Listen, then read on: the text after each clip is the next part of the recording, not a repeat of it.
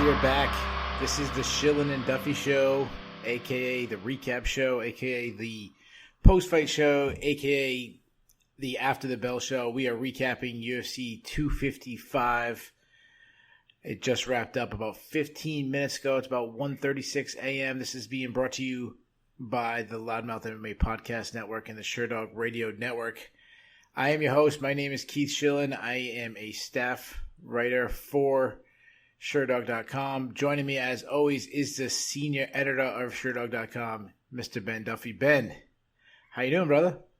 I'm doing well. The prelims of this card felt like a shot of espresso, and then the main card, not quite so much, but it wasn't quite a sleeping pill either. But I'm balanced now. I'm ready to talk about it.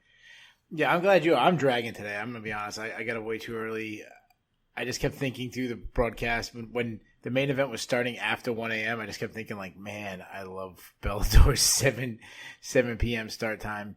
But let's get right into it. We had 2 title fights. We had one historically massive favorite, the other one, sizable favorite. They both came in as a champion. They both walked out as a champion, both in the men's and female flyweight division. We'll start the main event. Newly crowned champion Davison Figueiredo making his first title defense, took on Alex Perez, and he got a first round submission just under 2 minutes into the fight. I made the bold claim that Alex Perez was going to win, and I thought he looked pretty good for 90 seconds or however long it was, and then he got caught. So Figueiredo came out southpaw, and he said on the post-fight show, the post-fight interview with Joe Rogan, he did it for 2 reasons. One, because Alex Perez kicked the leg, so come out in a different stance, and also he thought it would lead to him being able to land some kicks. He did throw those kicks early. Perez, I thought he was catching him on the feet a little bit. I don't think Figueiredo was expecting Perez to come out that aggressive, especially being a power puncher in the first round that Figueiredo is known for. And then he got that takedown, but what a mistake that was. He got a takedown, single leg. He brought up to the sky. Before he hit the mat, Figueiredo rolled to an ankle, possibly a knee bar or something like that. Perez responds, kind of a scramble ensues, and Figueiredo catches him in a guillotine. And as soon as his arm went over his neck, I knew it was over. Did you know it was that tight right away? I did not. I thought Perez had a decent chance of getting out until he didn't. Like, as soon as he stood up, I was like, okay, that's not escape. That's desperation. I can't, I'm passing out. Yeah. Sometimes you see someone like stand up and like one last try to throw him down. He didn't even get that off. But it turned on a dime. Like, I felt the same as you. I was in the middle of typing a tweet, something along the lines of, Perez looks good so far. I like the kicks.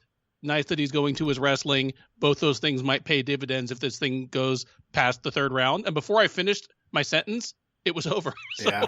It turned on a dime. It reminds me of Thursday night when AJ McKee submitted Darren Caldwell. Mm-hmm. I was tweeting something. I looked down, and then Mike Goldberg went crazy. I didn't even see the submission live. This one was really quick. So let me ask you this question.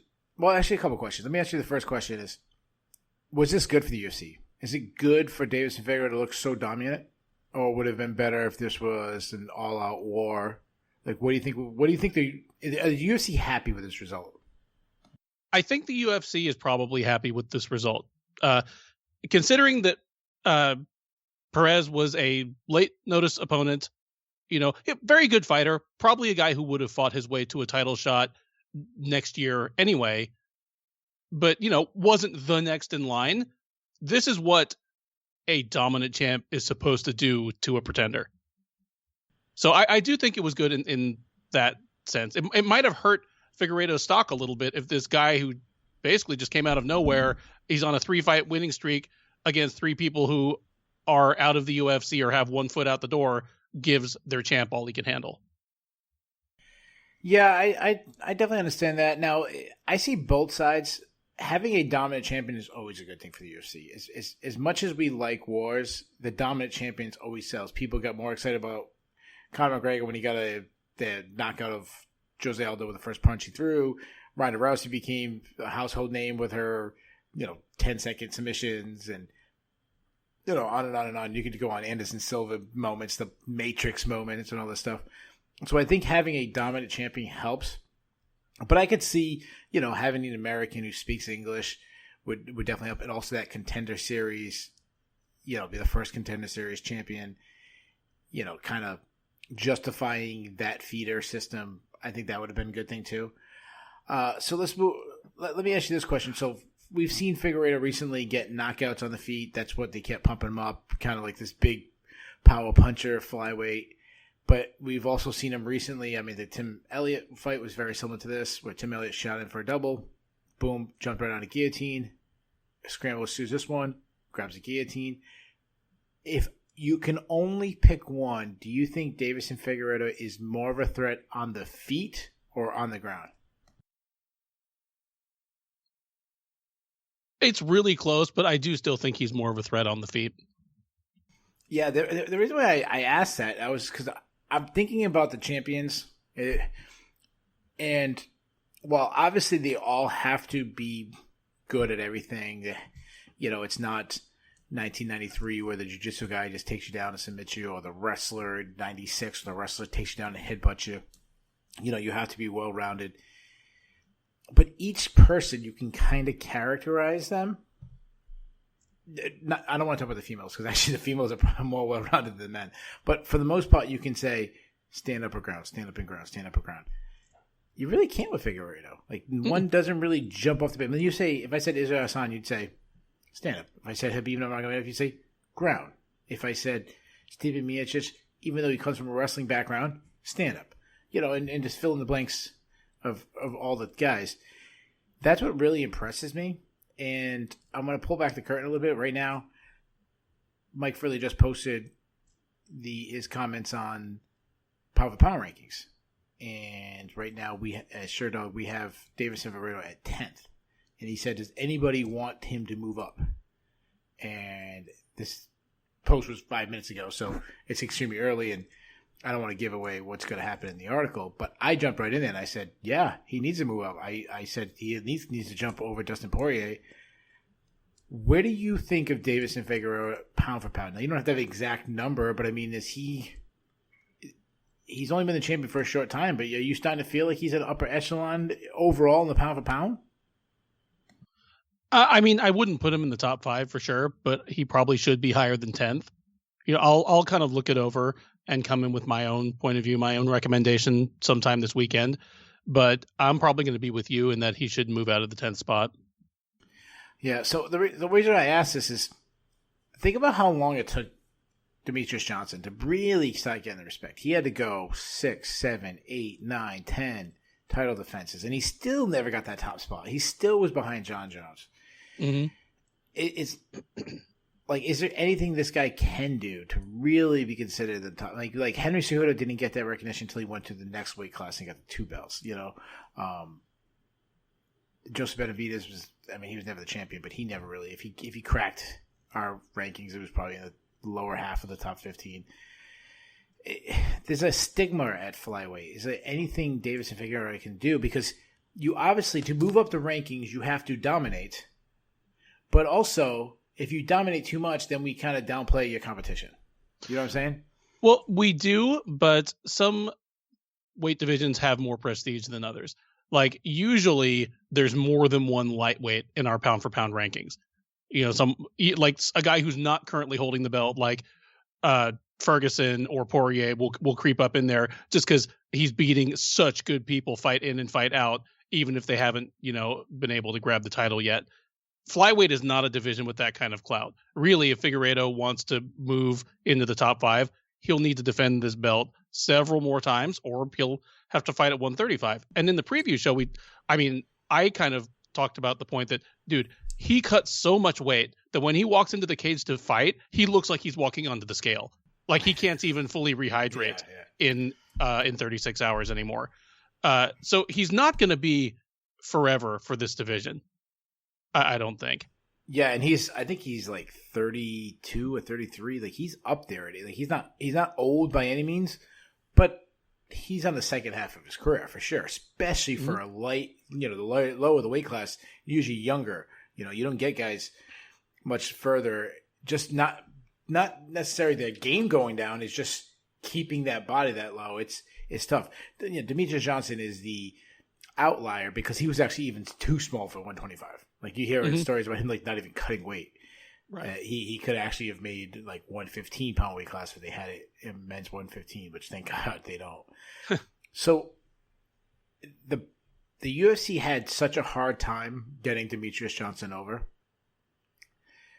And this guy who spoke English, but he kind of was his own worst enemy. Like I know a lot of people thought he should have been talking trash. He should have been that. And I've always believed you have to be good at talking trash to be genuine. You probably shouldn't talk trash, but there's other ways. Like George St. Pierre was never a big trash talker, but he got over. Matt Hughes, he had a little cocky like country boy thing, but for a lot of times he didn't have a lot of trash talk. Like there was stars. Even a guy like Chuck Liddell wasn't really known for his trash talk. Randy Couture. How do you get Davis and Figueiredo over? But I also add in the fact that he doesn't speak English, and he doesn't even speak like broken English. It's a good question. There's always going to be an uphill climb for fighters of that size. There's just a built-in bias against them, but that can be overcome. You have been a fan of this sport even longer than I have, and I've been a fan long enough to remember when there was no lightweight division in the UFC. Oh yeah. Yeah, I mean there was no lightweight champ for like 4.5 years. There were no lightweight fights at all for almost 2 years. And I was in the forums with people who were like, nobody's ever gonna tune in to watch lightweights fight. They should just scrap the division forever. Yeah. And I mean people were saying that in like 2005, and by 2009, when like BJ Penn finally ascended the throne, it just sounded like the most ridiculous thing ever. Absolutely. It can turn on a dime if people just get used to seeing it. But then, sorry to interrupt you. To jump in that, think about when they brought in the 145 pounds. Like, it was, people were like, oh my God, this is getting out of hand. Now you got guys 145 pounds. And then fast forward years later, when Conor McGregor's descend, he became a star at 145, not at 155. Yep. He became a bigger star when he jumped to the second weight class. But it was actually at one time, the most exciting weight class in UFC was 145. Oh, it was. And I mean, luckily, the UFC acquired the WEC to bring those divisions in. So when they brought in 145, it was at least people that the right kind of fans had been seeing on free cable for a couple of years. Yeah. So when they brought in, when Jose Aldo and keep moving down like Dominic Cruz and Uriah Faber and stuff came over, they were already somewhat known. But and if it wasn't for Uriah Faber, sorry to interrupt you again. If it wasn't for Uriah Faber became the face of WC. If we remember, he started at 145. Mm-hmm. And they got interested in him, and that's how they got interested in WC, and fans started going to WC. There was actually a pay-per-view between Jose Aldo and Uriah Faber at 145. Like, they were established, so gotta continue on. And there is also it's not a bias, but there's just more of an uphill climb for a fighter that speaks no English. It makes no difference to how good a fighter they are. Obviously, most or many of the greatest fighters of all time barely spoke English. But when the majority of the pay-per-view market is in English-speaking homes, and then it does matter. It does make a difference. It's just easier to get over with the fans. You can become a superstar without speaking much English. I mean, just look at Anderson Silva. But a lot of things have to break the right way. Yeah. You mentioned, speaking English. Obviously you think of America, you think of Canada, we think of like Great Britain and all that. But there's also those European. Well, that English might not be their most, their first language. They're very fluent. You go to Spain, you go to France, you go to Italy. They all speak English. Nicholas speaks better English than I do. Yeah. Oh, and what I even mentioned, like other English speaking Australia, that area. So you mentioned Anderson Silva, and obviously that's the first person you always think of about the Brazilian star. But Anderson did even when he first came to UFC, he spoke a little bit. Then he kind of grew. He's actually very fluent now. Jose Aldo is a guy that's always struggled with that. He's never really picked up English. But the other guy that always got over it without speaking English is Fedor. Fedor Emelianenko still to this day doesn't speak English. Or out of this rumors that he does and doesn't want to pretend, but you know, sorry, he pretends he doesn't, but I don't know how true that is. But so there was a way Pride got Fedor over. There was a way the WEC got Jose Aldo over. Is it okay to not get Figueiredo over with the American crowd? Like, can he just be a star in Brazil? Is that enough? It's enough for me. I'm going to watch him either way. The question is, but is it enough for him? Yeah, I'm talking about I'm talking about the casual fans, because we're gonna watch everything. We're breaking down Derek Lewis's fight next week. We're gonna break down the UFC Tulsa 6 months from now. We're the exceptions. So I'm talking about your friend who texted you today and said, "Hey, who should I bet on?" Didn't know who the champ was when it said Figueiredo versus Perez. Didn't know what the main event was. Just knew there was a UFC card coming up. Yeah, it's really up to him and what he wants. It makes me think of that famous time when Lyoto Machida said that he wanted to make Anderson Silva money. Yeah, it was good enough for me that Machida barely spoke any English, but if he wanted to make Anderson Silva money, I mean, aside from keeping on winning your fights, what else can you do? Just, become more fan friendly. Yeah. So Figueiredo has a Jose Aldo feel to him in the way he carries himself. Jose Aldo had that kind of they had that phase of the scarf. He's got the face, the scar face, and Figueiredo plays it up. You saw him at the media day with the big sunglasses on, wearing the Scarface type suit. So I definitely think there is a market for him. I don't know. I think he looks like he's going to be the champion for a while. His next opponent, he called for a fight with Brandon Moreno, who also won tonight. Cody Garbrandt, who originally was supposed to fight him tonight, he went right to Instagram. I watched the video. It was very Cody Garbrandt type video where, he pulls out of a fight. He goes on and on. He went on and on with all his medical problems, and then was accusing Figueiredo, who fought tonight, of running from him because that's Cody Garbrandt, and he doesn't make sense all the time. Your matchmaking, you don't have to limit to just those two, but who would you like to see Figueiredo face next? Well, I'm actually right on board with Moreno. Moreno looked great. The thing is, if Figueiredo had fought Garbrandt tonight and beat him, and Moreno and Perez had fought, and Moreno put away Perez, with uncontroversially, I probably would have been calling for it anyway. So I'm A-okay with that. Yeah, I'm okay with it too, because sometimes you don't always have to beat the biggest name. You don't have to beat the one that's sometimes it's good to get title defenses and kind of build your star a little bit before they face each other. Now, Garbrandt would have done a lot, beaten if he caught Garbrandt tonight. Say it was the same exact situation. Garbrandt goes for takedown, Figueiredo catches him in a guillotine. Yeah, Davis and Figueiredo stock rises even more because of the name of Garbrandt. But sometimes just having those victories in your pocket, to me, I think is more. So I agree. I think Moreno deserves it. And I'm a little bit of a purist. You're a little bit of a purist where we think, get some wins in the division. There's always exceptions to the rules, like John Jones moving up to heavyweight. There's exceptions. I don't think Cody Garbrandt is the exception. So no. Well, I think that Garbrandt should have to win a fight at 125 just to prove he can make weight and not look like a dead man walking. Like we had with TJ Dillashaw or just the situation of make sure you can make weight so we don't have a canceled fight or one of these weird ones where only one guy can fight. And then now you already have a champion who just 2 fights ago missed weight. Would you really want that situation without confidence that he can even make it? If he was a former flyweight, moved up to bantamweight, you feel a little bit better. If it was Henry Cejudo coming back or John Dotson dropping back down on weight, you'd feel a little more confident. But Cody Garbrandt, as far as I know, maybe he did it as an amateur. I don't think he's been a flyweight. I don't think so either, because I think he wrestled at like 133 or something. So yeah.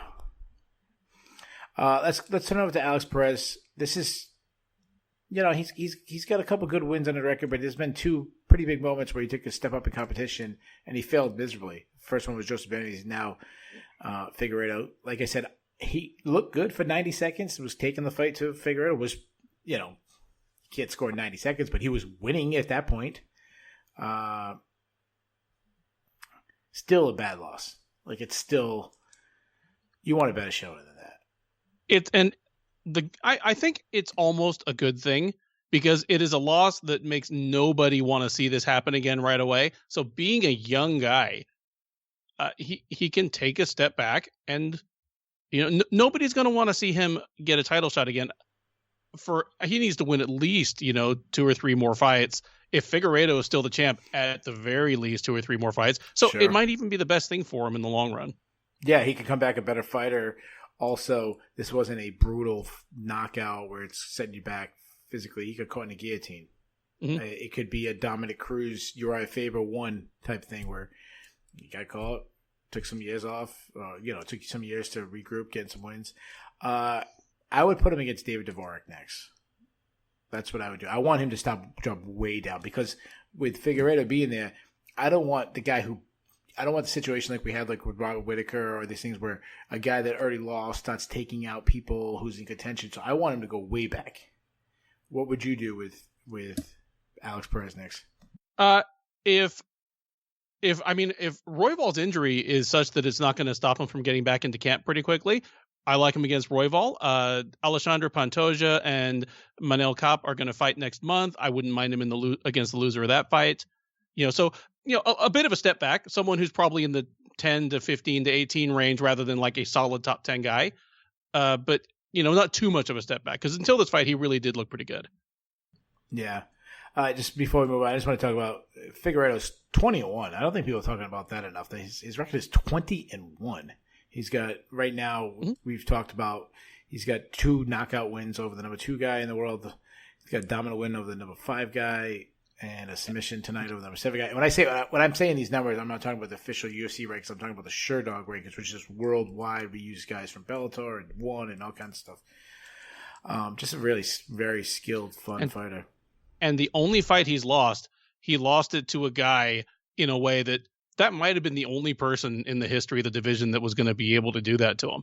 Nobody can look at the Jussier Formiga fight and be like, well, that's all you got to do. All you got to do is take his back for 3 rounds and hang on to him like a chimpanzee. Like that was something that Jussier Formiga did better than really anybody in the history of the sport other than maybe Damian Maia. Yeah. And could he still, and not looking like he could do that now if they refought. No. Like he would Figueiredo would be a pretty massive, probably as big as the favorite as he was entering tonight's against Perez. Mm-hmm. Speaking of highly favored fighters in the co-main event, Valentina Shevchenko defended her title against Jennifer Maia. She won a unanimous decision. I believe it was 49-46 across the board on all 3 judges' scorecard. When the fight closed on at least one site, because this is what the broadcast said, she closed at a negative 2,000 favorite. If you don't understand the plus and negatives, and correct me if I'm wrong, I'm pretty sure that's how it works. If you're negative 2,000, that means you have to put up $2,000 to win 100. So that is exactly correct. Every 2,000 you put up, you win 100. So if you put up 2,100, you put up 4,000, you'd win 200. And then the plus is the opposite. So if someone's plus 500, that means for every $100 you put up, you would win 500. Exactly. She came in a historical favorite. After the second round, it was. I never felt like the fight was going to be in jeopardy. I never felt that Shevchenko was in trouble. I expected her to win the last 3 rounds, and she did. But after she won the first round. She lost the second round. Jennifer Maia was able to get to the clinch. Really, just was kind of control time against the cage. Did we? So I'm assuming you scored a 49-46 for. Yes. Okay, so everyone on the planet did. Did you see something? Because Shevchenko seems immortal. She seemed unbeatable. Did you see something tonight that makes you have confidence? If you were a coach of insert up-and-coming flyweight, someone who's in there, do you see something that makes you feel more confident you can beat her? No, not really. I wasn't really concerned at any point either. I mean, short of just some weird, freakish circumstance like Shevchenko steps wrong and turns a knee, or there's an inadvertent clash of heads, or Maya just gets real lucky with a strike. This was the best possible performance she could have put on. She really did look good. She won a round, and she won a round in a way that made Shevchenko actually have to make some adjustments. I mean, that's the top shelf performance Jennifer Maia was going to be able to put in against Valentina Shevchenko. And just one thing real quick. Yeah. Honestly, her second best round was probably the fifth, because Shevchenko got wild enough that Maia actually landed, a few decent punches. Shevchenko still won the round. It wasn't even that close. But that was the only other part of the fight where Shevchenko was even in the slightest bit of peril, because when two people are swinging fairly wildly, anything can happen. Yeah, you made a lot of good points. You said this is the best case scenario for Maya. I think she was at her best, and she won one round. In that round, she didn't really damage her up. She held her against the gate. She basically just won position. She won on that, they say, striking is equal, grappling is equal. You go with octagon control, and that's what she won because nothing else really much happened. This fight reminded me of another fight, not how it went down, but the huge favorite against a big underdog, and it reminded me a lot of Demetrius Johnson versus Tim Elliott. And what I mean by that is Demetrius Johnson won, I believe, 4 out of 5 rounds, but because Tim Elliott won one round, everyone kept talking about how great of a performance he had and how close it was, and it was really no, it was a one-sided affair, and we just expected it to be even further away. It's like they covered the spread if it was a football game. If it was, Clemson or Alabama or one of these top teams going against University of Rhode Island or Connecticut, and they're favored by 50, but they win by 48. They're like, wow, you covered the spread. To me, Jennifer Maia covered the spread tonight. Mm-hmm. But I don't feel better about Jennifer Maia. I don't think, if she had another camp, she would make an adjustment and be able to clinch more. I feel like she's bigger. She is physically bigger than Valentina Shevchenko, and she used that advantage, and she was able to use that advantage for about 2 minutes of one round enough but she could not do that for 25 minutes. And I also felt like Valentina Shevchenko's style in this fight or strategy really surprised me how wrestle heavy she came out. And when she was striking, she was piecing her up. I didn't understand why she was grappling so much. And I know it's such a big part of Valentina's game, but did that surprise you? I mean, I'm not Joe Rogan. I wasn't surprised that she knows how to wrestle at all or has those trips and throws. You mean you've seen her fight before? Is that what you're saying? Oh my goodness. Because she does it a lot. She's probably a better grappler than striker. Side note, Joe Rogan tonight just felt like a guest who used to call UFC fights 10 years ago and hasn't watched much since. It's weird how quickly he's Jim Brown showed up. They brought Jim Brown back. Yes. I mean, just the fact that he still calls Herb Dean the best in the business. That's been a joke of a punchline for 5 years now. Yeah. Anyway. I was surprised how much she continued to lean on it in the later rounds. I mean, it worked. And man, a couple of those throws, bang. I don't know if she just got that kind of bulldog thing and she's like, I'm going to show her that I'm stronger than she is and I can take her down even easier. Maybe that's what it is because, on the feet, she was having her way. Yeah, going to a prelim, jumping way, way up to a prelim, Kyle Dawkins has a similar style to Shevchenko. And what I mean by that, he's a good striker, but he's also a good grappler. But he'll have an advantage. It happened in the Brandon Allen fight. It happened in this one where he was such a better striker.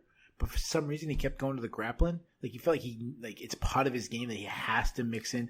That's the way he trains in the gym. That we don't want you to just be a striker. We don't want you to just be a grappler. So let's make sure we're mixing in during our sparring. And it kind of leans over into his fights. I feel like this happened. She had it in her brain that I have to grapple, and we're like, "Why, man? You're piecing her up." Even in the very beginning of the first minute, her basic just jabbing her up 1-2 down the middle. She had no answer for it. She was way too fast. I mean, Caitlin Chikagian was too fast for Jennifer Maia. What do you think Valentina Shevchenko was going to do? Yeah. Is there anything else to analyze this? I mean, it's still a brilliant performance by Valentina Shevchenko. Yeah, brilliant performance. This will just go right into her ledger or with the rest of them. We won't think of it as a career highlight, unless Maya really goes on to become something special and this thing gains stock in the coming years. But otherwise, it's just, another night at the office for, in my opinion, the most dominant champ in the UFC, any weight class, any gender. Yeah, like I think of this like when we think of John Jones, I'll look at this as like her Ovin St. Preux fight. Like John Jones still smoked Ovin St. Preux. It was not a close fight, but we expected it more. And I feel like this is like your honor student, your straight A student who got, instead of an A+, they got an A. And we hold them to such a high standard. Someone on Twitter called it her Anderson Silva Talas Leites fight, which except for the fact that fight was terrible to watch, this one wasn't that bad. Yeah. No. Yeah, I mean, I get you're trying to find maybe a Demetrius. Did Demetrius Johnson have like the second Dotson fight was kind of boring, maybe? Because the second Dotson fight, Dotson didn't even really like have him. Yeah, it was boring because of Dotson actually. Yeah. So let's matchmake for a second. Jessica Andrade is out there. That's the one that I'll go first this time. I think Jessica Andrade should get the fight. I don't think she should. Me neither. I think it should be Lauren Murphy. Oh, we're completely together on this one. Murphy has done more. Just objectively, she's done more in the division, even if she wasn't a former champ in another division. And Murphy is 37. If you water, just give her a moment. Yeah, give her her moment. She's done more than enough to earn it. And what a waste it would be if, they make Murphy sit or fight someone else, and this doesn't happen until Murphy's 38. Yeah, or she loses. She goes on and she fights someone else and she loses. I feel similar. Like, give her the time so the rest of her life she can be called a UFC title challenger for the rest of her life, like we throw out for Alexis Davis when she fought for the title, and Jessica Penne when she fought for people that never had any chance, but now for the rest of their life they get called it. Like, let her get the title of that for the rest of her life. As far as who's a bigger threat, well, I think Jessica Andrade is a bigger threat. I don't think either is a threat. I would put it at Jessica Andrade's chances of winning is 3%. Lauren Murphy's chance of winning is 0.3%. I don't know. So we're in agreement, but it's just like a squash match. Like, she's going to get killed, right? Murphy? Yeah. On the high end, it could look like the Maya fight. Like, Murphy, maybe even more than Maya, is a physical bull who could make Shevchenko wear her weight for a while, maybe get a clean takedown on her and make Shevchenko do some work from her back. But for Murphy to win, she would have to do that to Shevchenko 3 rounds out of 5 without getting her block knocked off. That's, No. She's a brute, kind of like how Liz Carmouche is. Like, Liz Carmouche is a brute, and that didn't work. I mean, she was so gun-shy in that fight, but that didn't work, and it wouldn't have worked. The one thing about Lauren Murphy, I think she has faster hands, and I think she's a better boxer than Jennifer Maia is. Actually, I just think she's not the submission threat that Jennifer Maia is, but she's probably just a better fighter. All right, so it looks like we both agree that Lauren Murphy's next in line. So let's jump over to Jennifer Maia. Is it the same thing where I don't want to match her against somebody who will be a contender soon, where we knock her out? Because, Valentina Shevchenko is already kind of laying through, contenders with searching, after Jessica Andrade and Lauren Murphy, we kind of have to start repeating people. Who would you match her with? Somebody who either has already had a title shot and so is in the same boat as Maya, or is nowhere near one right now. I mean, we're about pretty soon to talk about how Caitlin Chikagian ruined things exactly how I was worried she might. So I'd say give her someone like Ji-Yeon Kim or Ariane Lipski. Okay. Oh, you want to go throw her way down, huh?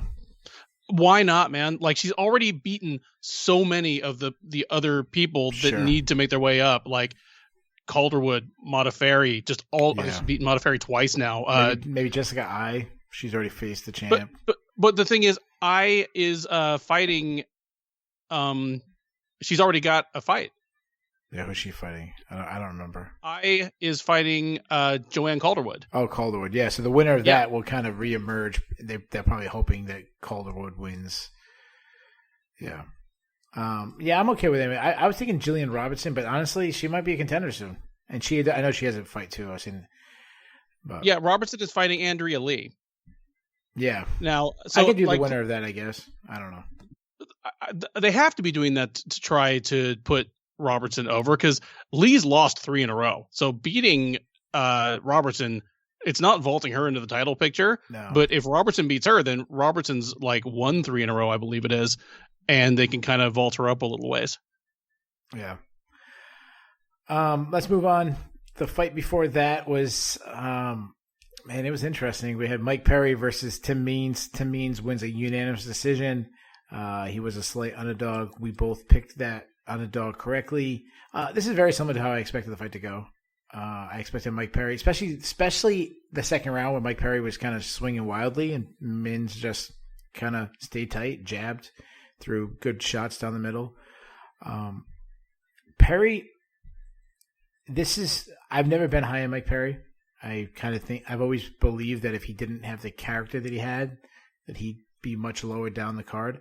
I think the crushing power is completely overrated. I don't think he's a huge puncher that people think he is. I feel like he's really analyzed wrong. I think he's actually pretty decent grappler. I don't think he gets enough credit for his cardio. Even in this fight, he was still going hard late in the fight. But this is, to me, of all the losses in U.S. career, this is his worst one. Agree or disagree?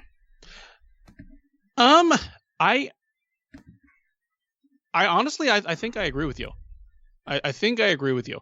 And the thing is, even though I picked Means to win, and I think this is the worst loss of Perry's career, he looked better than I expected. Okay. So, yeah. All right.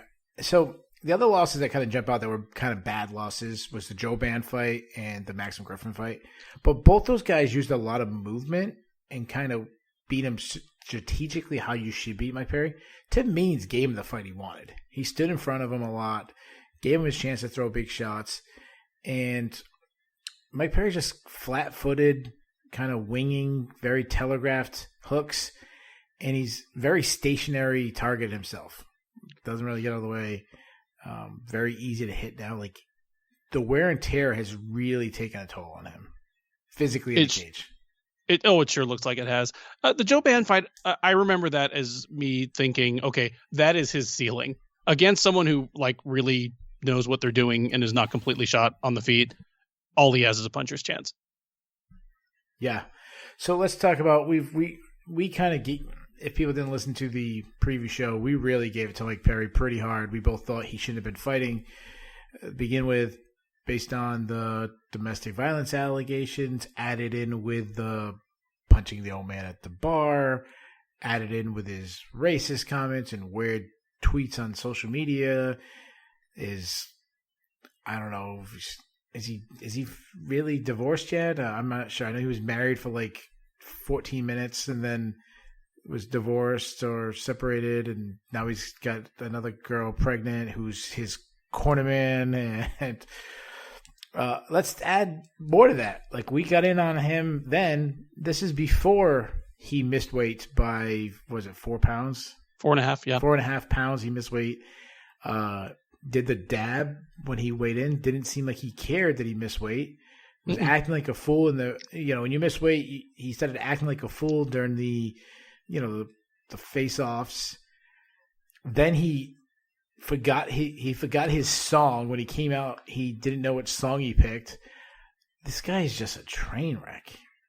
He is a train wreck, and the thing about the weight, it's a very, I don't mean literally bipolar. I'm not a psychiatrist, and if I were, I'm not his psychiatrist, but he acted nonchalant about it in person at the weigh-ins, but on Twitter, he had this kind of like sincere and self-pitying thing where like, I just feel like the people criticizing me have never had to do this before. I really felt like I was going to die.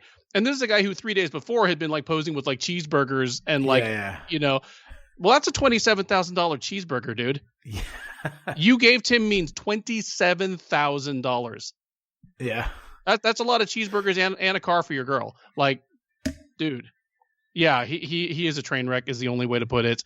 And like we talked about on the preview, he runs the whole spectrum of problems that would just be kind of goofy and amusing if the rest of his life were in order, and then things that are like actually worrying. And it's like, are we collectively just enabling something that's going to end in tragedy? Yeah, I'm glad you mentioned that, because during the broadcast, and I was going to tweet this out, and then I kind of got busy. Then I was like, you know what? I don't want to get into one of these debates now, middle of the event. But Rogan and DC were kind of laughing about just Mike Perry being crazy, like he, forgetting the song, then he was singing into Mean's face, and I'm like, he's acting crazy. Like, this guy's losing his mind, and you can see it. I'm like, guys, we shouldn't be laughing about it. And I didn't want to criticize it. I'm kind of over Joe Rogan as a commentator at this point. I mean, he's obviously a legend for commentating, and I appreciate all the years, but I'm a huge fan of DC. I think he's the perfect blend of a commentator between his technical ability and also he's got a huge, great personality. He blends in the legendary fighter with like the fan. He just blends it in really good. John Anik is fantastic what he does. But it was sad that they don't realize, like, no, this is not just some guy who's crazy. Like, he's losing it. This is going to be bad. This is not going to, unless he gets some serious help, this is not going to end well. Anything to take from Tim Means? I just feel like we kind of know what he is with. He's just a tough out for anybody. Is there anything else to take from him? Nope. That's it. That is what Tim Means is, and he's still out there beating UFC quality welterweights. I mean, he's clearly on the back slope of his career. He and Shogun were the two oldest guys on the card. They might even have the same birthday, but they both turn 39 next week. But if he's got a few more fights in him, Oh, I think it was Joe. Wasn't it Joe? I think it was Joe Ban. Wasn't it Joe Ban? No. Joe Ban's 37. Oh no, no, you're right. No, I'm sorry, it was Joe Ban. Like, Means is 36. Joe Ban and Shogun have the same birthday. Yeah, it's Joe Ban and Shogun. Means is 36, but still, I mean, but to hear Means talk, it was kind of poignant because he is a guy that, and he alluded to it, and he's talked more at length about it before, has had a lot of personal tragedy and difficulty in his life, and a lot of it is, stuff that just happened to him. But a lot of it, he will tell you, is results of poor choices he made earlier in life. And he is kind of the counterexample to Perry that, hey, someone who's just fought past all that and appears to be in a good place personally. He's got custody of his kids. He himself seems to be, kind of happy in his personal life. He is, he's still punching the clock. When you're 36 and you're probably never going to be a title challenger again or a title contender in the UFC, but you might sign another 4-fight deal, you're punching the clock. And I'm not saying that in any sort of insulting way. It is extremely admirable. Yeah, and I don't think he would take it as something like when I said he's a tough out. I don't think he would take that as insulting. I think he would take that as a compliment. Like, he knows he's not going to hold the UFC title. He knows. No, it's the 26-year-old guys that are like, I'm not a journeyman. I'm going to win everything. Means is like, I'm going to make a healthy 6 figures for me and my family before I get out of this. Yeah. Maybe I become a coach, or maybe I do something. Yeah. Oh man, he should be able to take a job at Fit NHB when he retires just by like almost waiting out the owners. He is the OG of OGs. He has to have been there for over 15 years at this point. Yeah. Before that, we had another flyweight battle.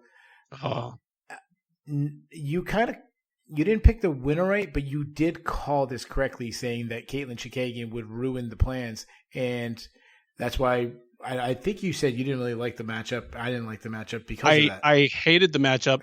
I said Calvillo is someone they are desperate for a fresh face in contention.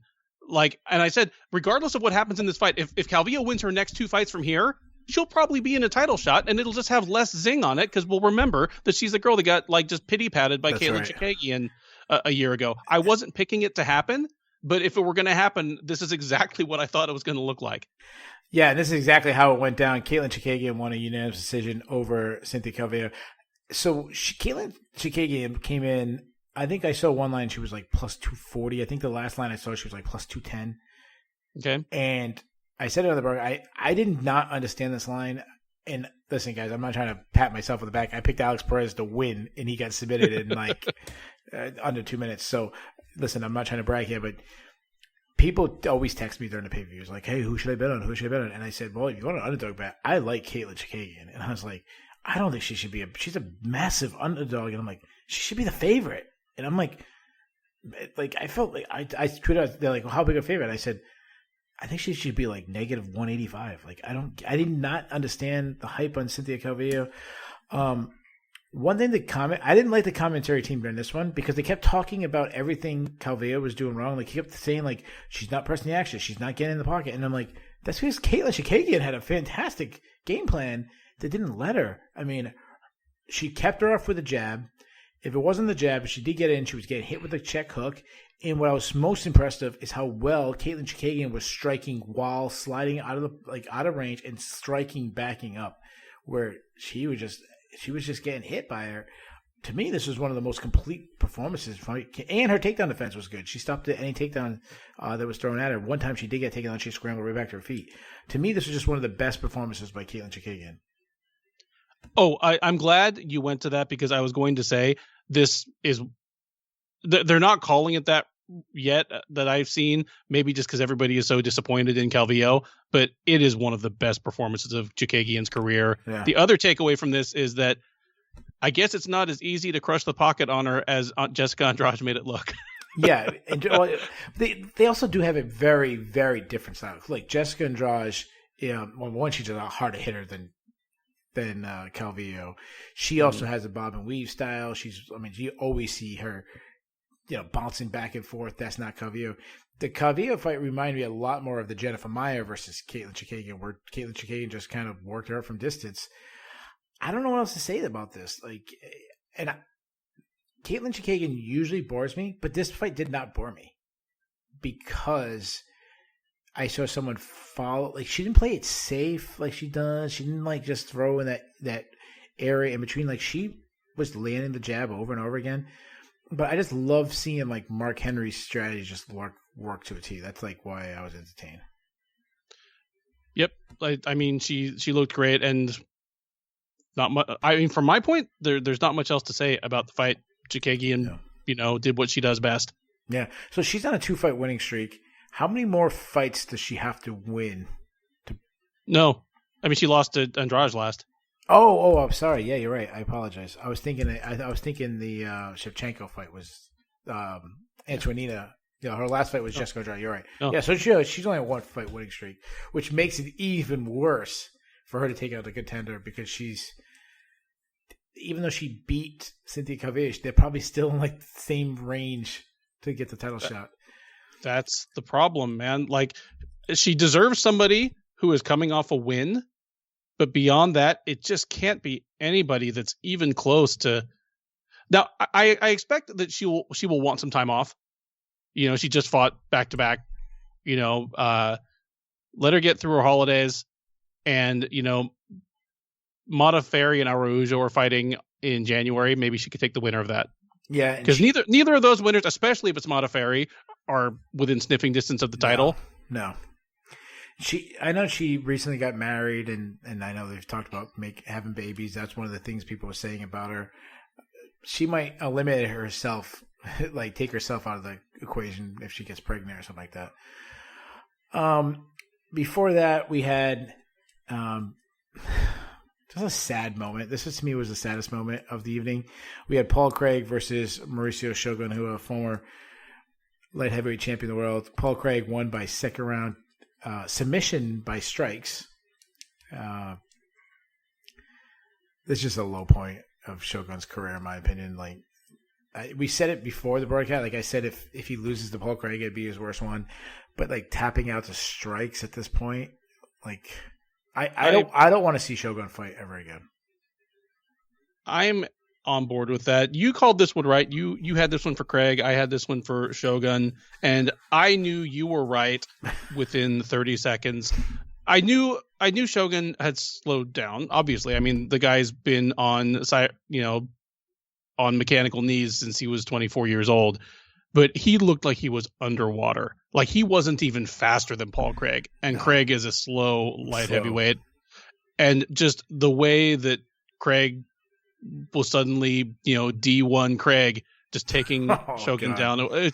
It was bad. It was a bummer to watch. And yeah, he tapped the strikes. And another, I hate feeling like I'm just dumping on Rogan, but I'm pretty sure it was Rogan who was like, oh, it's so rare that you see somebody tapping the strikes, when he's literally talking about the greatest fighter in history to have tapped the strikes more than once. Because who had tapped the strikes against Jones too? Did he? Against them? Yeah. Oh, really? I thought it was that finish. I thought it was like that knee at the end where he kind of fell back. Look, he tapped. And he went down. He's tapping the map. Oh, that's even worse. Shogun has had some really low points, but this is to me his worst. So let's talk about the actual fight. So to me, the only difference between the first, I don't feel better about Paul Craig as a prospect, even though I think he's not winning. I think Mike Heck from MMA Fighting tweeted out he hasn't lost in his last 4 fights. Yep. So the only difference to me in this fight was when he shot in, he finished takedowns instead of pulling guard. He learned. I said that I'm he has to go back and realize do not pull guard, and it looked like he did. So I feel better about that.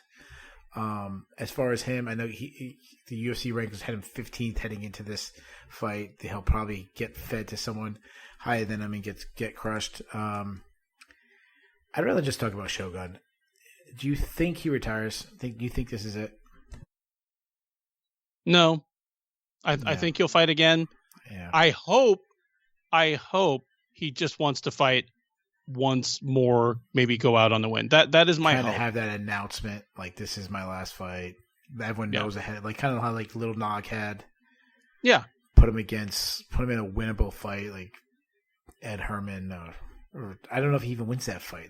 Who would he beat now? I don't know. I'd take it. Yeah, I'd take Ed Herman to beat him. You pull out? Can you pull out Ken Shamrock? Or I don't know. Find Jeremy Horn somewhere and have him fight him. I don't know. I don't know who Shogun beats now. Is there anybody in the division he beats right now? I'm sure there's people. Oh, so there's people he's beat. But is there anybody? I should rephrase this. Is there anybody that you match him against who's on the UFC roster where you're confident that he's going to win? You're we want him to get a win. This is the guy. Did they cut Antagulov after Paul Craig triangled him? Yeah. Because if he's still around. I'd say, we had to always bring in John Phillips, but John Phillips might catch him. And they let John Phillips go finally. And John Phillips might catch him on the feet. I don't know. Yep. Say this is the last of Shogun.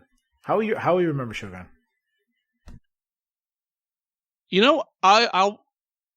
I will actually remember the UFC title run where he just iced Chuck Liddell. Then the first Machida fight where even if you didn't think he won the fight, he was the first guy to kind of, he had hit Machida cleanly more times than all of Machida's previous opponents put together. That's the mystique of the untouchable, elusive Machida was gone. You couldn't even hit him. The second time, you couldn't even touch him. He had Rashad Evans' face all over the place. Rashad didn't even touch him, And then, he just crushed Machida in the rematch. Even over, just the incredible Pride memories. I love that because he was left for dead. He came over to the UFC. Forrest Griffin choked him out, and we were like, har har, the big Pride star, got choked out by the tough guy, and Shogun's never gonna amount to anything in the UFC. He shot at age 26 or whatever he was. Yeah, when he lost to Forrest Griffin, it was, he can't do steroids anymore now that he's in the UFC, and it was all that, and he was a fraud. Yeah, I definitely that would be B for me, the rebuilding himself, and I'd almost have a C this late run.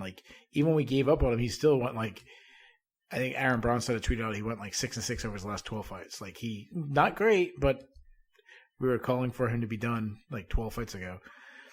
But it's still that run in Pride, the middleweight Grand Prix, the the fight against Rampage where he's kneeing him, just crushing Rampage. The Nogueira War, the Ricardo Arona, the hammer fists, the pure aggression that he had. Vanderlei Silva was considered by most people the best light heavyweight in the world, if not number 2 behind Chuck Liddell. Yeah, he was viewed as Vanderlei's younger but even more talented brother. Yes, oh, you think he's good? Wait till you see the updated version when he came through, and I mean that field was loaded. Maybe the guys I just mentioned that I think Hideki Ishida was in that one, and I don't know, it was just low. I don't remember who else was in it, but Guy Mesger I think was in it. I don't remember, but it was loaded. So if this is the last we see of Shogun, that's what I'll try to remember him. But unfortunately, a lot of fans know this part of him, which is sad. Yes. So that's the main card. Let's go through these prelims. We'll spend a little time on this one because it has a lot of relevance to the main event, and that was Brandon Moreno beat Brandon Royval by first round TKO.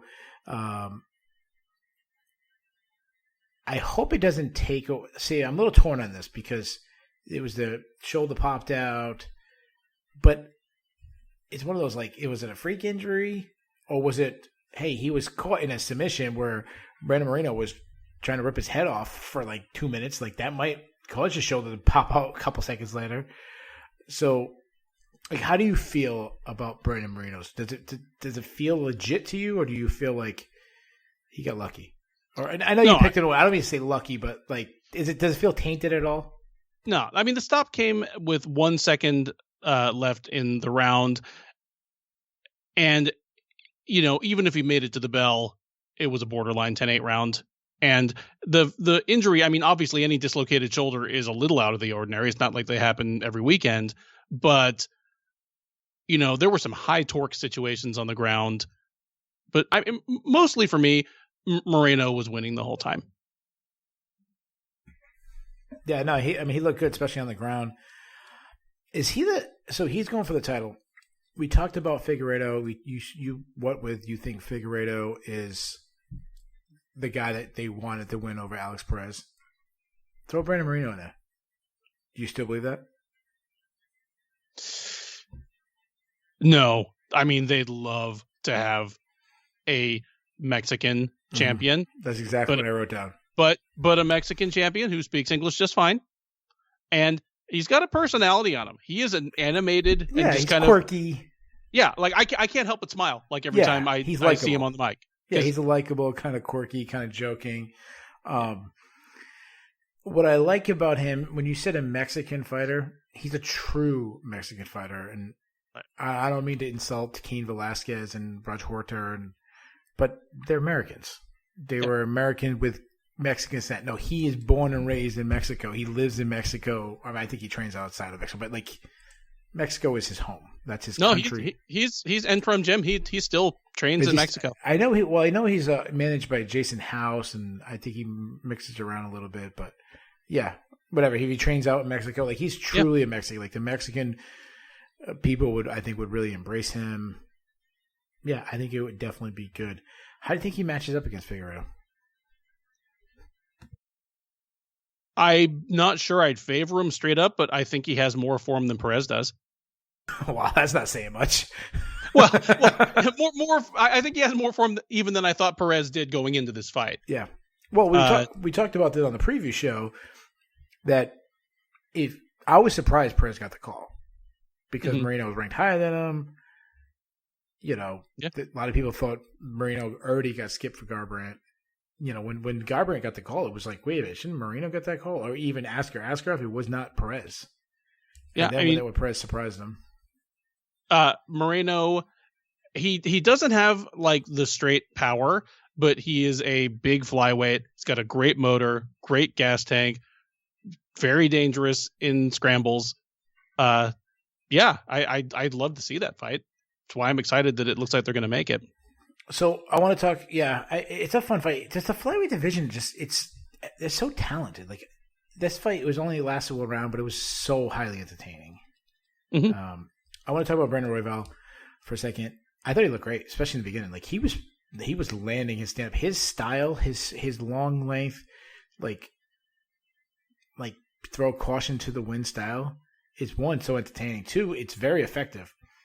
But he has to get rid of that spinning back elbow because he tried it. Brandon Moreno almost got a takedown. Then he tried second down, and then Brandon Moreno got the takedown. And once he took his back, then he was fighting off. He had moments. He was scrambled. He almost got a couple submissions on Moreno. But Royval has a very Tony Ferguson style to me, which is extremely fun, but also limited. Do you agree or disagree? I agree, and there may never be another fighter who is able to make that work as well as Ferguson was able to.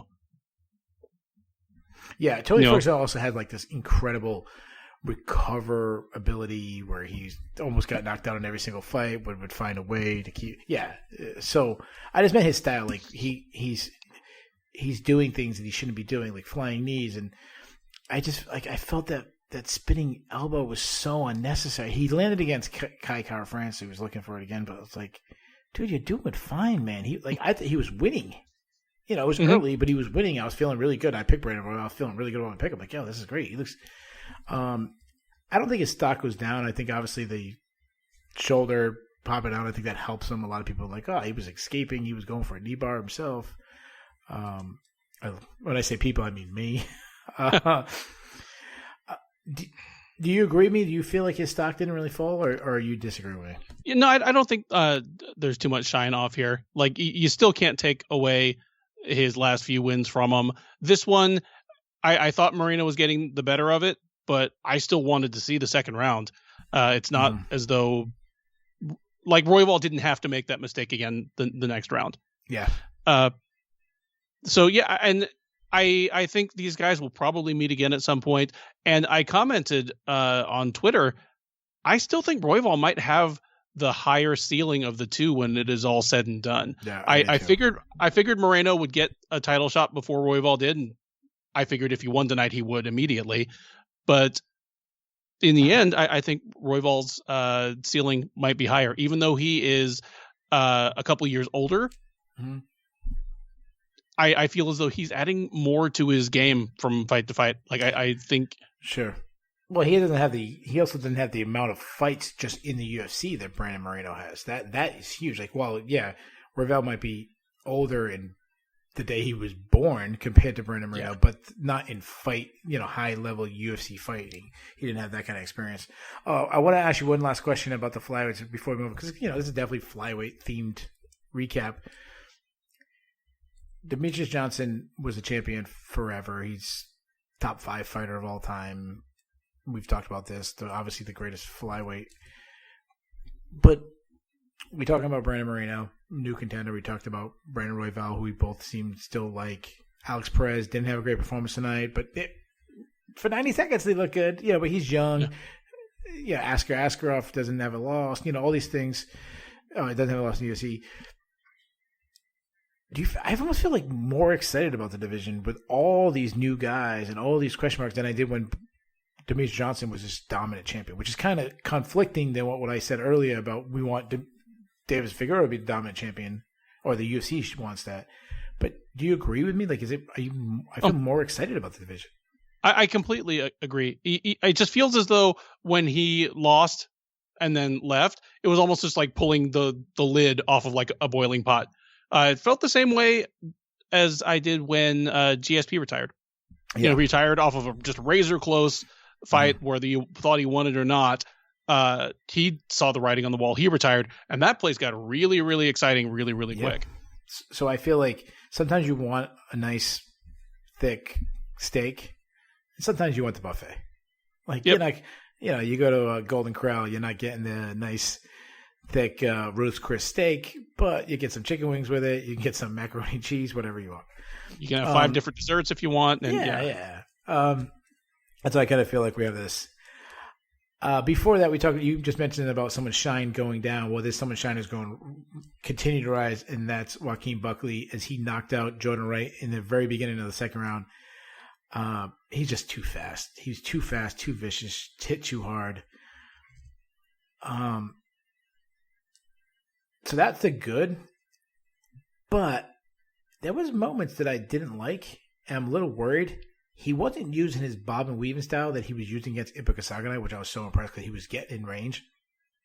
He was looking for the knockout. He was looking for a spectacular knockout. It's something we all was kind of like worried about. That he was going to try to like not duplicate, but like he has his high moment. He wants to stay up there, and he was winging this overhand left, and he was telegraphing it, and it worked against Jordan Wright, but that's not going to work against the higher level guys.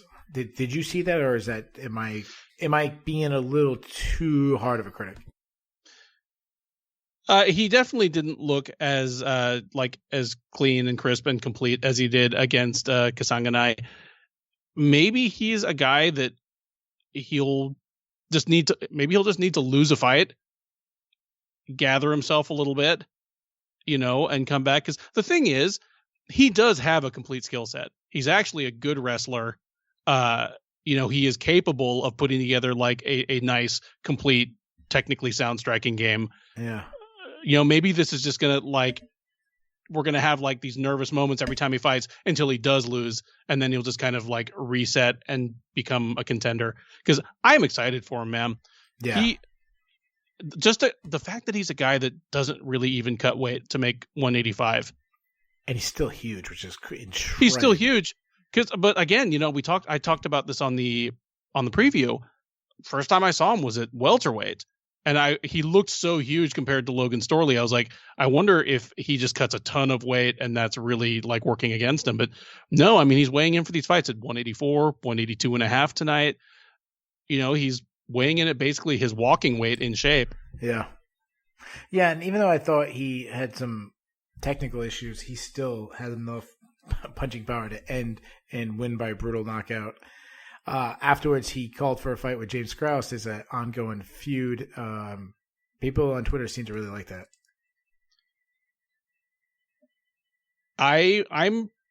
I'm down with it because Krause is an incredibly experienced veteran, wily guy. I mean, he's got one foot in the door of just being a coach full time, but he's by no means shot physically. Yeah, I like that fight a lot. Like if Buckley comes out dumb, Krause will embarrass him. And that's a very technical guy. That's exactly what we're talking about. So I said the people on Twitter seem to really like it. You seem to really like it. I'm going to give my opinion on it a little bit later, so that's why. All right. Before that, we went 2 for 2 for sisters, and Antonina Shevchenko beat Ariane Lipski by third round TKO. What a weird fight. And what I mean by that is, I think we both said that if it's a stand-up battle, Shevchenko should win. If it goes to the ground, Lipski should win. There wasn't much of a stand-up, but when it did, it looked like Lipski was actually landing the good shots. And suddenly, Shevchenko was not only a wrestler, but pretty good. Like, she looked great on the ground, dominated it. So such improvement, got a TKO. I don't know what to say. Like, her stock rose. Like, I feel a lot better about her right now than, let me ask you a question. Do you feel better about Shevchenko, or do you feel like, wow, Lipski's a lot worse than you thought? There's a little bit of both. Like, I was impressed. It is not often that a 35-year-old fighter like really comes out and shows new wrinkles like that. Again, just going back to hammer myself for the stupid stuff I said during the preview, but I figured I had the book on Antonina Shevchenko. I didn't really believe in either of these women, but I had a little more faith in Lipski just as the younger fighter to be making adjustments, but I was just dead. I was exactly dead wrong. Lipski looked terrible and Shevchenko looked pretty good. I still don't think she's a title challenger, even if her sister weren't the champ. She's just never, Lipski is actually one of her better wins. But she's got staying power. She's still here. Yeah, I was happy for her just for the simple fact that her sister was also fighting, and I'm like, oh, how bad would that have been if she like lost and her sister won, and you would like be happy for her, but you're still sad because you lost. I'm like, that would have been terrible. So I'm glad she won just for that reason. Before that, the closest fight of the evening, Nicholas Dalby won a unanimous decision over Danny Rodriguez. Let's get right into it. How did you score the fight? I scored it 29-28 Dalby. I thought he won the last 2 rounds. Okay. I'm okay with that. I scored at 29-28 Rodriguez. I gave Dalby the 3rd round. I gave Rodriguez the first 2. I'll say this. So I looked at MMA decisions, and it seemed like it was pretty even. So by no means a robbery. A lot of people were upset with the 30-27 scorecard for Dalby. I'm not. Like, I thought all 3 rounds were close. I thought the first 2 rounds were close. They could have been toss-ups. So I gave Dalby the 3rd round. I thought the first 2 were close. I gave it to Rodriguez. But if they're close, like, I'm okay with Dalby winning it. So I don't know. People were going crazy about a 30-27 scorecard like it was the worst scorecard of the year. I didn't see that. It wasn't the worst scorecard of the year, but I'd have to rewatch. But I don't remember having to think very hard to give the first round to Rodriguez. Well, let me try to refresh. So early, Dalby looked great. He was landing that kick, and then at the last minute, Rodriguez kind of stole the round. He kind of put it up. He turned the pressure up, and it kind of to me was like a summary of the entire fight. When they were at range, which is weird that Rodriguez struggled. Rodriguez struggled at range, being that he's the bigger guy. He still struggled. He couldn't get by Dalby's kicks, and it was all Dalby's kicks, not much else other than just kicks. But when he crowded the kicker and was able to press forward, he was winning with his hands. And to me, it just kind of came down to who was moving forward. And when whoever was moving forward kind of was winning the fight. Very close fight. Danny Rodriguez was trying to get his 4th win of 2020, and Nicholas Dalby stopped him. Anything else you want to talk about? Nope. I picked Rodriguez. I figured that. I actually picked him my first round knockout.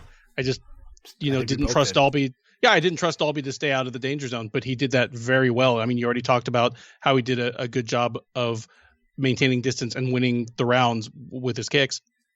Not much to say other than that. I'm happy for him. Yeah. So before that, we had the early prelims, and to me, the early prelims is probably one of the night. All 3 fights were incredible, stunning. On the top, we had Alan Jobin versus Jared Gooden. Jared Gooden making his UFC debut, while Alan Jobin was making his return after I think it was about a 19-month stint away. Really, really good fight. Really incredible. We both picked Jobin. We both picked him from different reasons, and I think we both were right. And I'll explain why. I said Jobin would win this if he stayed away, used a technical style, used a lot of movement, a lot of kicks, a lot of jabs. You said, yeah, but he's probably going to get drawn into a brawl. I still think he can win the brawl. Not the best strategy for him, but he can win a brawl. Well, I'd say the first round and a half, he used a lot of movement, stayed away, and picked apart Gordon. The last round and a half, he got into a brawl, and he won that too. So I feel like we both got that right. And, man, first round and a half, his kicks looked so good. They looked good, and I had forgotten that he had that in him. I'd forgotten just how nice and powerful and smooth and non-telegraphed his kicks are when he's on. Yeah, so at one point, good in about the second round, he started coming around. They're like, oh, he's starting to find his range. And I say, no, he's not. It's because Jobin's standing right in front of him. He's not moving anymore. He's a stationary target. That's why he's landing. And I'm like, how are they not catching that? But I'm glad that he stood in front of him because it was an incredible fight. Jobin's just better. He's just more technically sound. He's just a little bit tougher. He's one step higher than Jared Gooden. Still excited for Gooden. Young guy. Yeah, not a bad performance. Big guy. And I mean, has beaten some UFC level people or, borderline UFC level people on the regionals. So I'm still excited for Jared Gooden's next fight. Yeah. Before that, Kyle Dawkins beat Dustin Stolfitz by unanimous decision. And I said beforehand that I like Dawkins because he's well-rounded. He can strike. He can grapple. We saw this both there. But I also said I didn't like his fight IQ. And I felt like we had good and bad Kyle Dawkins. Kind of similar to we talked about Jobin in the same fight. First 2 rounds, Dawkins was outstriking him but kept crashing the pocket and wrestling. He was winning the wrestling, but there was moments he wasn't. And then the 3rd round, he's like, oh, I'm a lot longer than this guy, and I'm blasting him. Maybe I shouldn't grapple him. Let me just stand at range. And he looked fantastic in the third round. I don't know what to make of him. Of Dawkins? Yeah, what do you make of him? I'm with you. Just on the eyeball test, there are some times when he looks like he could hang with top 10 guys right now. Yeah, I agree. And then there are other moments where he looks like a guy that you'd see lose on the Contender Series. Yeah. So I felt like when he lost to Brendan Allen, I thought he could have won that fight. So be it. Brendan Allen, established in the UFC, he's good. I feel like Kyle Dawkins is going to lose to someone in the UFC that he's way better than him. It's just going to happen. He's going to lose to a guy, and we're going to be like, why the hell are you losing? And then he's going to beat a guy that, like, if he got matched with Ian Heinisch tomorrow, if he lost, okay, I wouldn't shock me if he won either. Huh. But then he'll fight someone. I can't even think of someone real low. Like I can see him losing to like John Phillips. Okay, all right, not John Phillips, but well, hey, 3 months from now he fights Joaquin Buckley. Who you got? Man, that's a tough call. I'd probably take Buckley, but the fact that it's a tough call answers your question. You'd be screaming at whoever was losing because you would know it was because he was just showing no fight IQ. Yeah, whichever one of them. Yeah. Yeah, no, I agree. That's a really good call. And before that, we had Louis Kosi versus Sasha Palatnikov. Palatnikov won by third round TKO. I don't know if they've announced the awards yet. If they gave out a fight of the night, I sure hope this fight got it because this fight was incredible. Absolute war. Kosi, they did. Okay, cool. Buckley, Antonina Shevchenko for performance of the night. So her sister got her wish, and then Palatnikov and Kosi got fight of the night.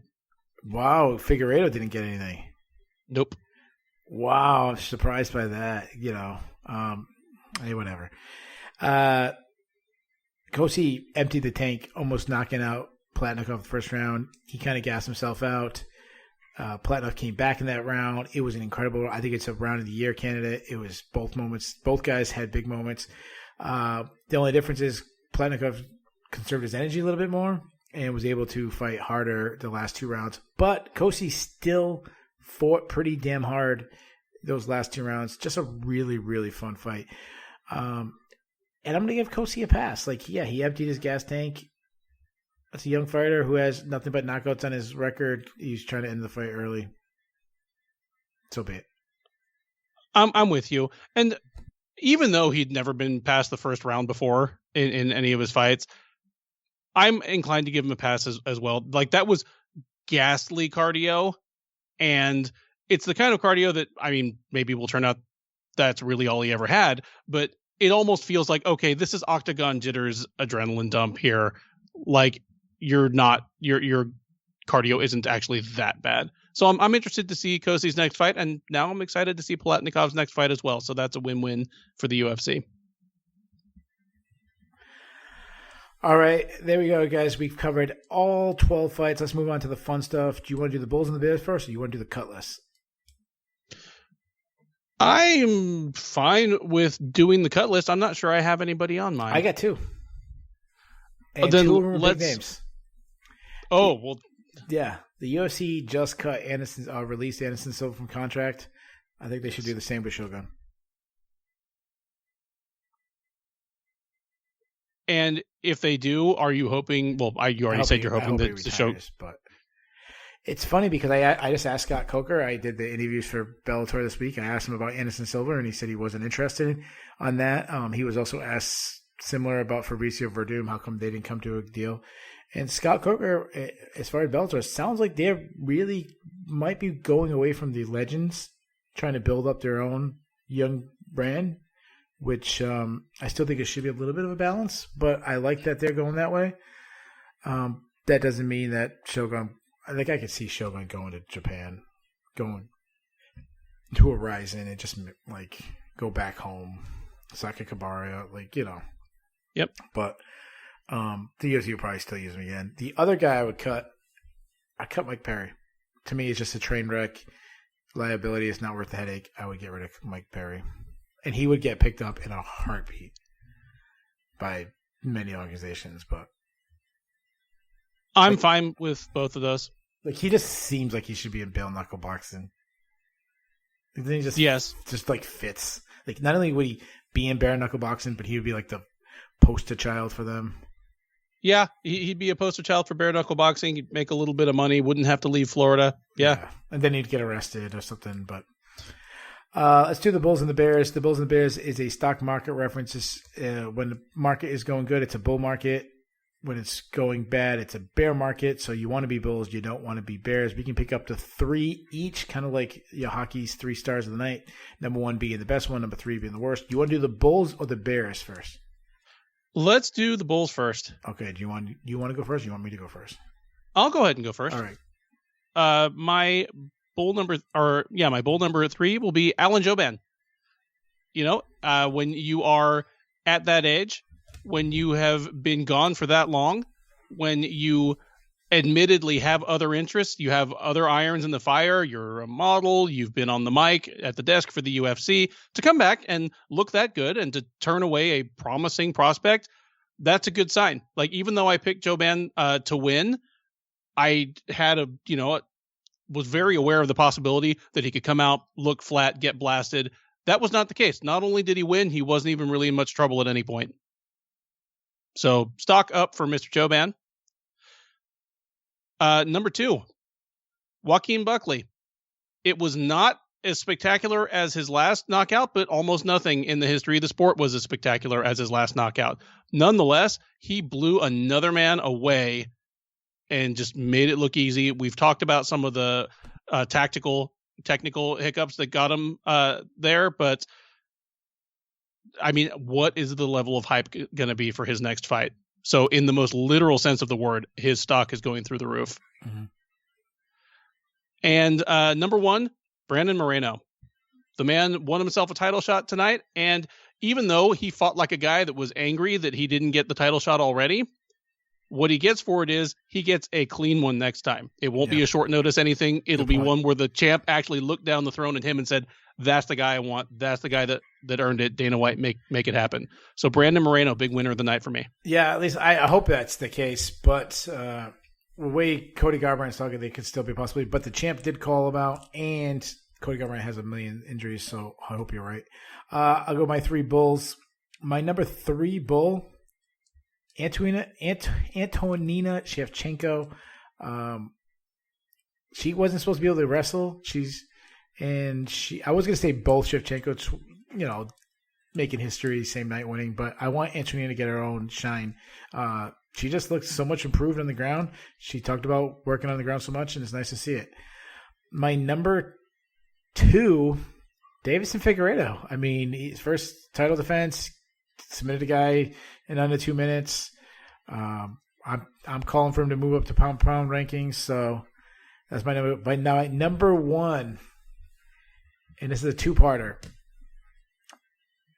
It is Joaquin Buckley also, but it's Joaquin Buckley and James Krause. And I'll say this.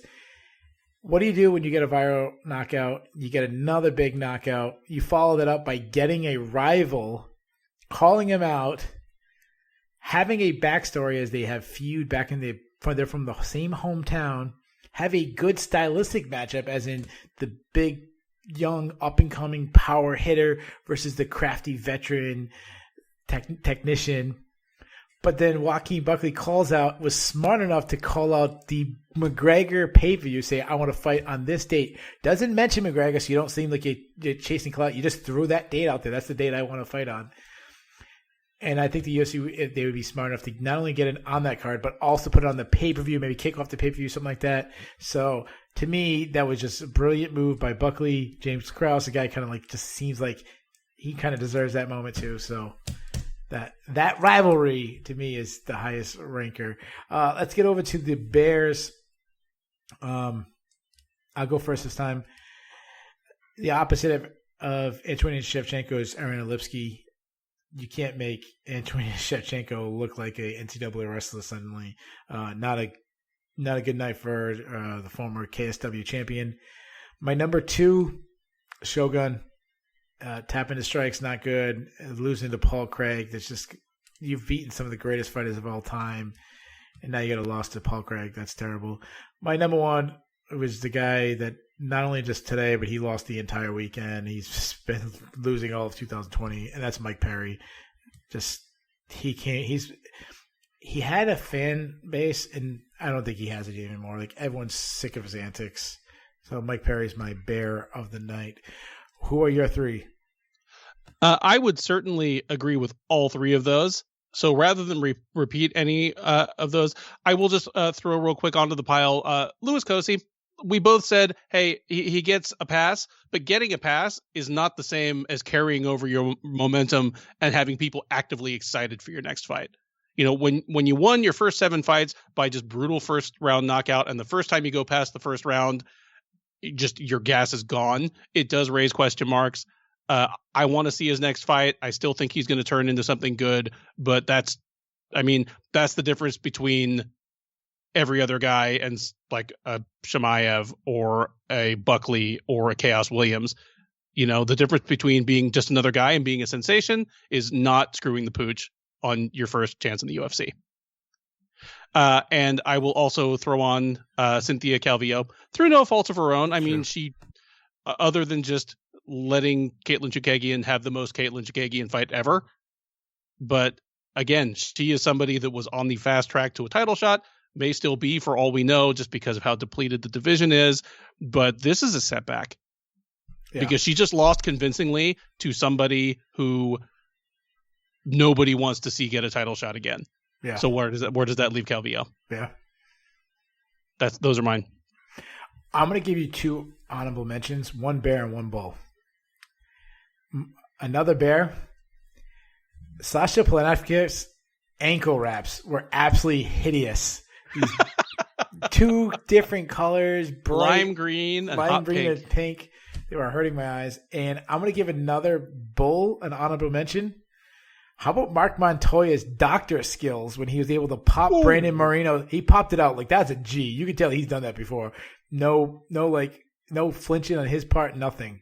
So that's some cowboy medicine. He just needed to like give a man like a shot of whiskey and a belt to bite down on. Like, yeah, he'd be that old like Civil War doctor, just cut off your leg. Yeah, we've given Mark Montoya some. I don't know what I was going to say. Like we've given it to him for not throwing in the towel and stuff. You can just tell that dude's a bad dude. So I'll give it to him. Last question. What's your overall grade for the card? I'm going to give the overall card a B. I mean, it was rocking out the gate. Then, you know, we ended up with a few duds of fights, a few just bad performances. You know, and I don't like to see a fight, even if the person I picked won. I don't want to see the person I picked won just because the other person was terrible that night. And then, you know, ended up with 2 impressive performances in the title fight. So give it a B overall. Yeah, I wrote down a B-. I pretty much everything you said. The prelims were absolutely fantastic. I thought the main card was just okay. So B-. There you guys have it. We have covered UFC 255 in great length. Make sure you follow Ben on Twitter at Benjamin Duffy. And you can follow me on Twitter. It's at Keith Shillan MMA. My last name is spelled Shillan. So that's at Keith Shillan MMA. Head over to SureDog. Make sure you get all your articles there. Go in the forums. And we'll be back next week with more stuff. See you then.